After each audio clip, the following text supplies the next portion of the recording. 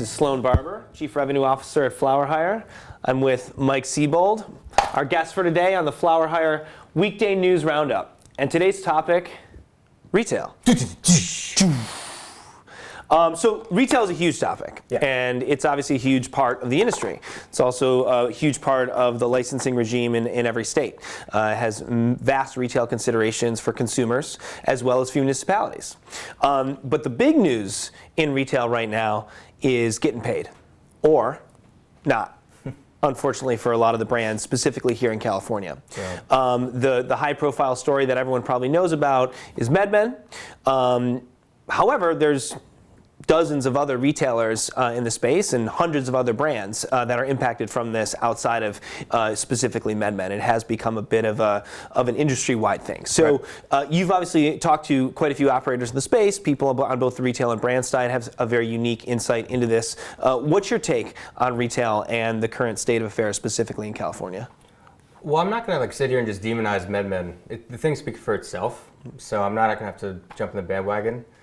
But the thing is, it's hard to celebrate the failure of something like that upstream because the reverberations and the repercussions downstream for everyone that's participated, not just brands, but vendors, and people who've allocated a lot of time and money towards the effort of working through that retail channel, are now faced with a really hard task of trying to reconcile the fact that they were waiting for payment over the course of 60, 90, 120 days, now being offered basically stock which is worth nothing.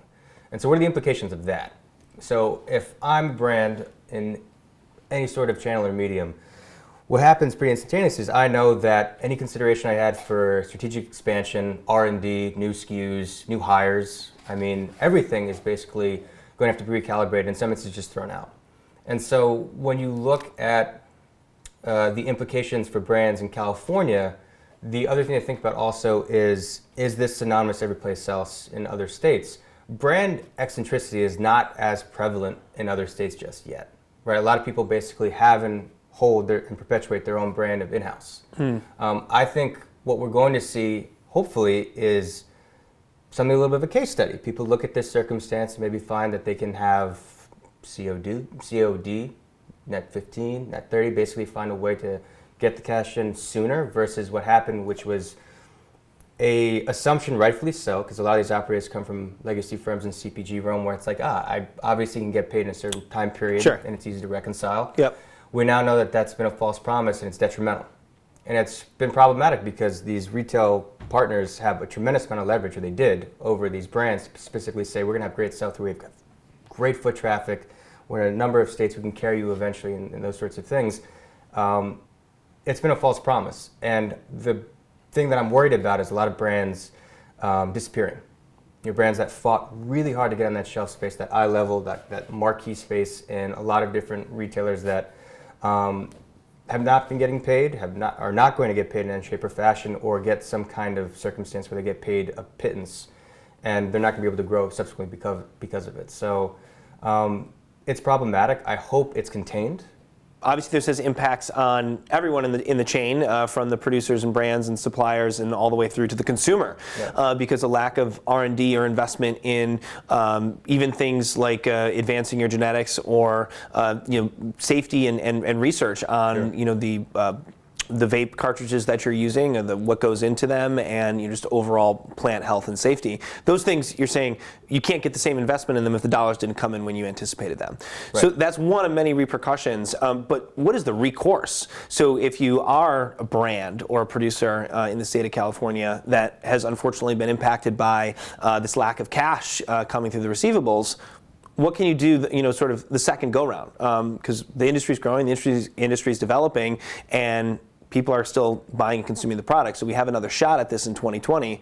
What are ways that brands can improve their odds of getting paid and getting paid more quickly? Sure. One thing that we've seen is obviously a communal effort for these brands and operators to get together kind of as a collective and say specifically that we are owed as a group now. It's one thing to fight a battle where it's on an individual basis, an individual company. It's another thing when a mass group of people who are a provider in a number of different arenas in cannabis say as a collective, you owe us. And you've been owing us for quite some time. In a sense, it's really challenging to know if that has teeth. It's really hard to know right now as we kind of grapple with the first instance of this happening at such a large scale, how effective that's going to be. But I think it's important for people to have, if a voice, have a single voice. I've talked to a number of brands in California that say that they're basically talking and specifically bringing suit to a number of different companies that have been, in essence, delaying payment for a prolonged period of time. Now they're basically coming up and saying, we've been waiting 60, now it's eclipsed 75 days. We would like to have a candid conversation with you. There's going to be repercussions from a legal standpoint. And are there, in a traditional industry, you'd collect on a certain percentage on time, you'd always have at least another 20, 30% that paid a little bit late. And then or you'd an have, agency. Yeah, that I was going to say, you have a 10% that just go to collections, right? And sort of cost of doing business. Is there even a collections agency in the cannabis space that has someone filled that niche? Does it exist? There's bound to be people. I don't know of a reputable one. I mean, it's not like some person's gonna come in and basically like, yo, I'm gonna your kneecaps. It's not anything like that. I think it's too early to say. I don't know of any specific company that's been doing that because who are they and what are the standards they're using, and more importantly, what kind of leverage they have specifically over an MSO or a single state operator that has a number of operations. Right. Again, it's that early. So, and it's just another example, especially for those interested in a career in the cannabis industry, of the tools that you don't always have at your disposal, right? Right. Like you would in a traditional industry. Right. Don't rely on bureaucracy or buffers or intermediaries when it comes to cannabis. Yeah. Like, full stop, fundamentally. Roll your own, as they say. Pretty much. Nice.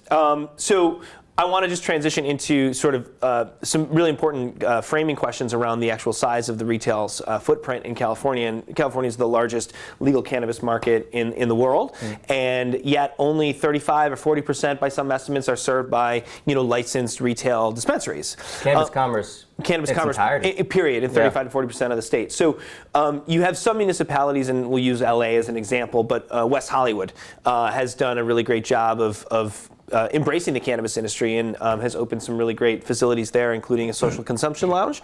And then you also have areas like Pasadena, which is a hugely populous central part of LA that, at least as far as I know, has limited to no cannabis activity presently. And it's been a bit of an arduous process from what we've heard to be able to get a license in that area. So what really is the difference in these municipalities, and what are the considerations that these municipalities are looking for, and how can the community work more effectively together to get these things off the ground? That's a great question.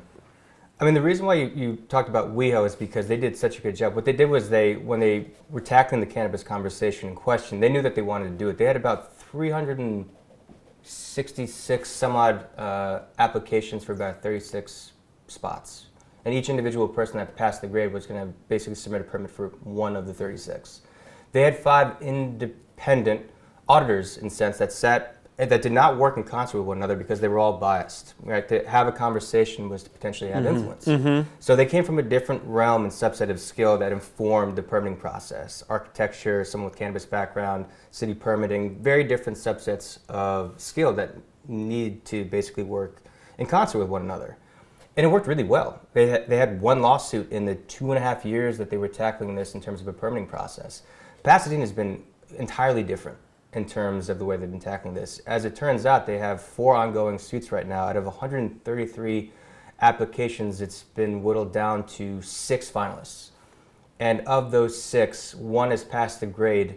The problem with Pasadena is that they said they were going to replicate the WeHo model. They said they were going to have 5 independent auditors to basically tackle the licensing question.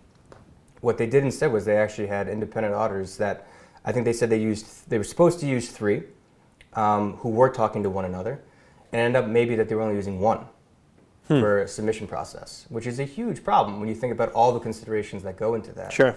The repercussions have been really severe. It's been a slog. It's been very challenging because we like to think that bureaucracy, especially oversight groups, local municipalities and groups, have tackled this enough to know the best way to approach it.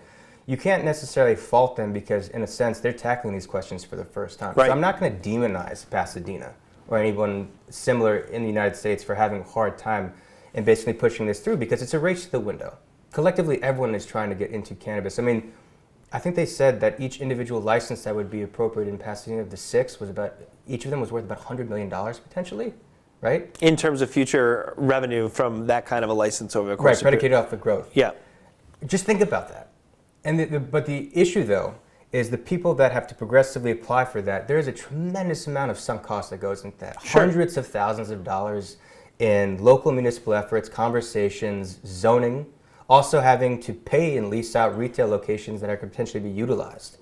And again, the thing that's really interesting about this whole process is that it's an ongoing conversation. WeHo might do it right 2 years ago, seamlessly, pretty flawlessly. They had their own issues, of course, everyone does. And you look at Pasadena, which is a stone throw away from them, and they have such a hard time. So I think the problem that we're seeing is that a lot of these independent groups, they talk to each other, but not on a consistent basis. Right. So the final question, and this is near and dear to my heart because I'm a New Yorker. I'm out here visiting LA, as I love to do, especially in February. Right. But New York, I was at a dinner the other night with a bunch of sort of VP and C-level operators in the space and folks that are very eager to see New York, New Jersey, and the tri-state area come online, potentially as early as 2020. We have Cuomo putting some very specific steps forward and a lot of positivity in the legislature about a possibility of getting that approved in the budget as soon as April or May. You're going to see a real influx of excitement and opportunity, and of course capital. What kind of place, like eventually New York, or even in the short term, Massachusetts, Michigan, Illinois, learn from both the successes and the failures of what's happened in cannabis in California for the last 2 to 3 years, from a retail perspective? Such a good question. Ask. Sit down and talk with industry professionals. I think the fact that the folks that appropriate the laws that basically allow for this industry to spread itself over an area is hindered by the fact that they're not having as an active conversation with people, not just in their own jurisdiction, but elsewhere. Don't just talk to people in California, talk to them in Michigan, in Illinois, Utah, right? Like talk to everyone and kind of glean what the best practices are so you can find that. Or more importantly, maybe there's a specific idea in terms of tax brackets, how you're effectively using the social equity piece to allow people to have, who've been disproportionately affected by the war on drugs, to have a voice for the first time. I think New York and the tri-state area is really interesting because you have a mass, a very condensed urban area. I mean, you live in Manhattan proper. I mean, just think about what that's going to be like when it goes live.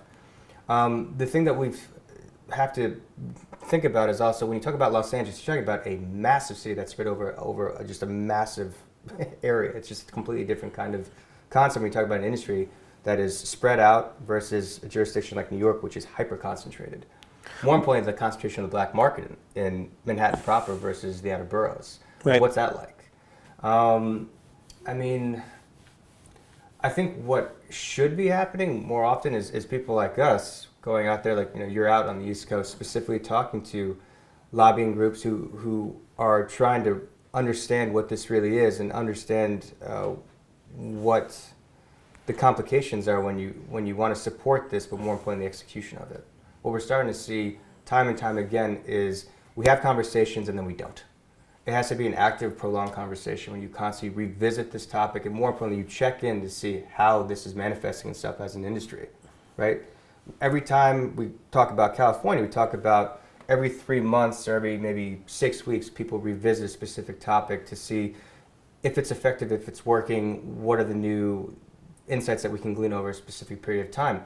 Cannabis moves so quickly, and it's so early and it's so young. It's one of those things and topics that you have to revisit every single week to check in specifically to see if it's flourishing or if it's not. And be very radically candid with yourself, being like, yes, this is not the direction we're going. What do we have to do to change that and make it more amenable? Yeah, so it sounds like that, which of course is a core to our values of community and transparency, is kind of key to the broader cannabis industry, specifically as you start to expand from, a half a dozen states to, as many as 20 or 30 adult legal states in the next 2 to 3 years, and eventually a sort of global cannabis marketplace.